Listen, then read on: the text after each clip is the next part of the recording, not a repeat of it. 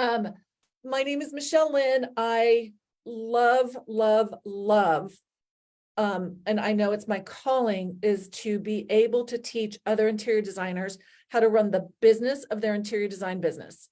I still own and operate ML Interiors Group, which is an award-winning interior design firm in Dallas, Texas.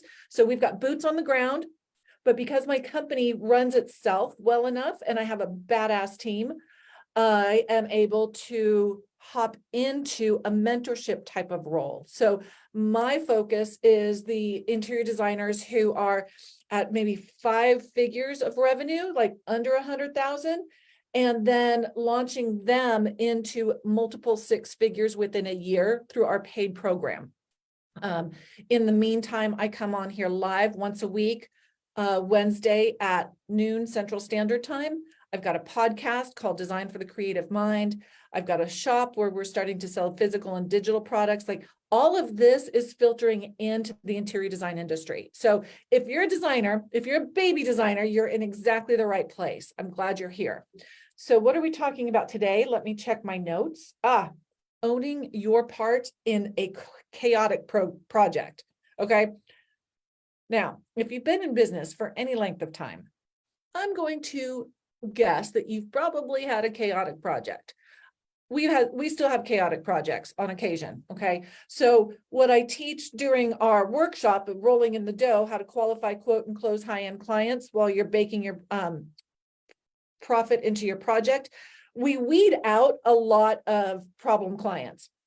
But there are times things just go awry one way or another.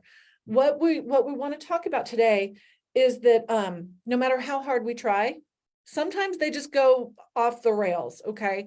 And maybe not even off the rails, it just gets a little more management than you really are used to, because even with us, with our interior design business that basically runs itself because we have our processes and our procedures and standard operating procedures and things along that line, every once in a while you still get, derailed a little bit, and that's okay. Okay, just know that that is part of business. I've got some notes here.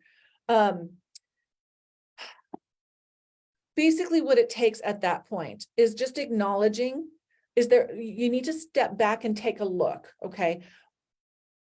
During the chaos, it's hard to see clearly, but you still need to step back, take some emotion away, and see what part did we contribute, okay? Because in that respect, there's probably something that we could have done differently. Oh, you can pinpoint, okay, I need to take a look at that. I need to be aware of if they say, I don't have a budget. I don't care what it costs. Just bring it to me. Okay. Everybody has a budget. You wanted to believe what they said. Okay. So then when you come to them and you're presenting a I don't know, a $9,500 sofa, they're like, what are you, fucking crazy? Oops, pardon me. What are you, crazy? I'm not going to pay that much. Well, you said you didn't have a budget. Okay. So in that respect, you could look back and you could say, okay, this is where I could have stepped in and had more conversations, because everybody has a budget. Okay. You want to step back in the middle. Okay. Then what you're also going to want to do is when the project has wrapped, you're going to want to do like a postmortem. You want to go back and dissect some of the details, so that you can navigate when something similar arises, you might know how to react differently, okay? As business owners, the buck stops with us, okay? As business owners, it's our responsibility. Now, are there crazy clients? Yeah, okay? But our goal is to educate them enough throughout our process that even if they are crazy clients, that we still have our boundaries and that we hold firm to them. Okay, so that's important as well, because it can be true that they are just off their rocker, and y'all, there are people out there that don't understand what we do, and they don't think logically, and they're just problem clients. If they get past like through and it happens, we've had a couple years ago, if they get past your gatekeeping, okay, if they get past your process from contact to contract, then they should be well educated on your process. It's your responsibility to continue educating them each step of the way before they even ask. Okay. So it's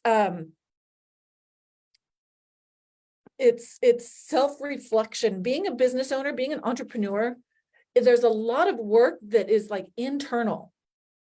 You have to have your own boundaries. You have to have your own resilience when it comes to running your business. Okay. You have to step back and take your own stories out of your head and just run your business without emotion. It's not easy.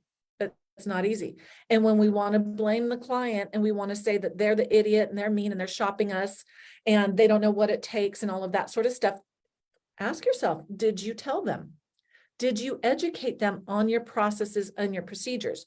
If they're watching HGTV and they see a design created like this and they're expecting you to do that, and then they're ticked off because it's been 3 months and their kitchen isn't finished, designed, they haven't even started demo. Did you set their expectations up front? Okay, so those are the things where we have to take responsibility in these instances when our clients are potentially trying to take over the control, trying to take over the driving the bus. So these are a lot of the things that we talk about in our Facebook group, in our paid program, is like, what this is what's happening. How can I handle it? Things along that line. It's in our private Facebook group, but you can also put it in the Launchpad, which is our public Facebook group, and inspiring each other to take responsibility. Take responsibility. What did you do? And without being accusatory, but that's what I would ask. If somebody's like, this is what's going on, I'm like, well, what did you do? Did you educate them? And then they went off the rails. We had a client like that. That's one of the reasons why we don't work with friends or family anymore. So one of Debbie's friends came through and we walked her through the entire process. She just didn't listen. Y'all, she snuck past us and I had to fire her. It was like, no, we're not going to do this. So she came through and she thought that from the initial consultation, and if you guys have been through the workshop, we have the initial visit. Okay. It's not even a consultation. It's the initial visit.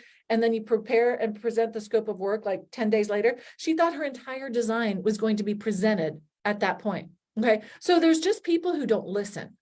They hear what they want to hear. We have to make sure that we're not the ones who hear what we want to hear. Like, you don't have a budget. Oh, baby, everybody has a budget. Let's talk about that. Let's go through this line by line to see if that $9,500 couch is going to get you to drop the F-bomb, like I accidentally did a minute ago, or not. So these conversations need to go on. So as you're going through, just know as you're going through, and yes, Hallie, thank you. If you have any questions for me, drop them in the chat. Happy to answer. But just know that this is part of growth. Okay. It's not fun.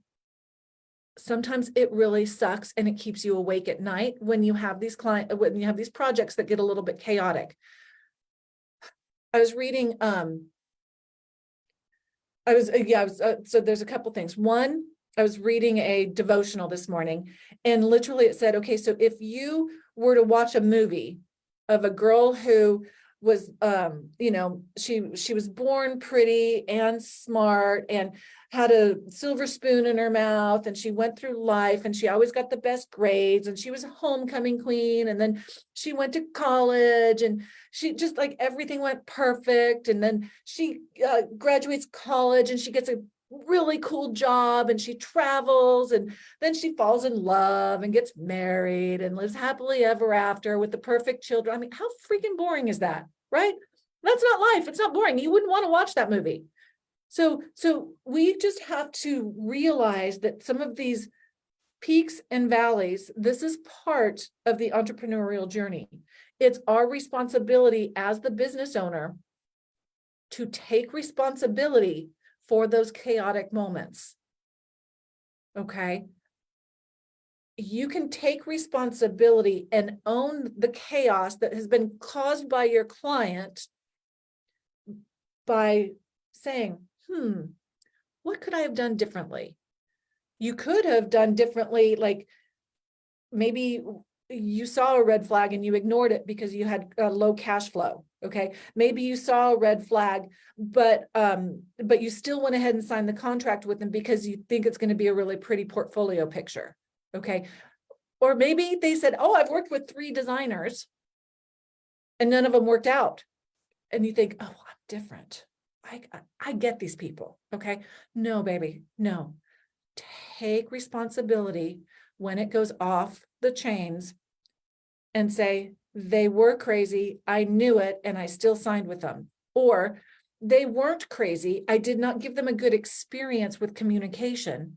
That's what I need to work on next. So those are the types of things as a business owner that you need to step back and review and take some ownership. It's not fun.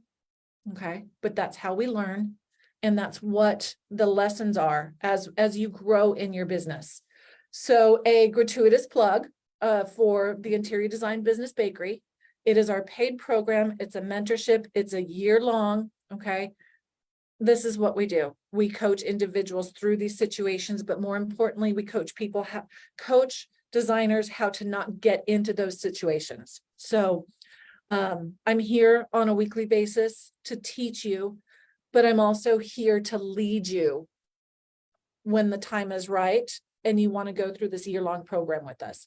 So thank you for being here. On Wednesdays, I try to keep them between 10 and 15 minutes because I value your time. I respect that you're busy. And I appreciate you. So thank you guys for being here. Thank you, Hallie, for getting all of this set up. And I think next week we have some replays. Hallie, is next week the replay week? Because I got a thing. Yep. I have a thing. Yep. So unless we find a guest coach to hop in here, you're just going to get some reruns of this mug here. But I appreciate you. And I will be back the week after that. Oh, that's right. You know what it is? I'm getting my hairs done. Look at this. Yeah. I know you guys can appreciate the fact that if she can get you in, you get in. So I will see you guys soon. Thank you, Hallie. I'll see you in a bit. Bye, guys.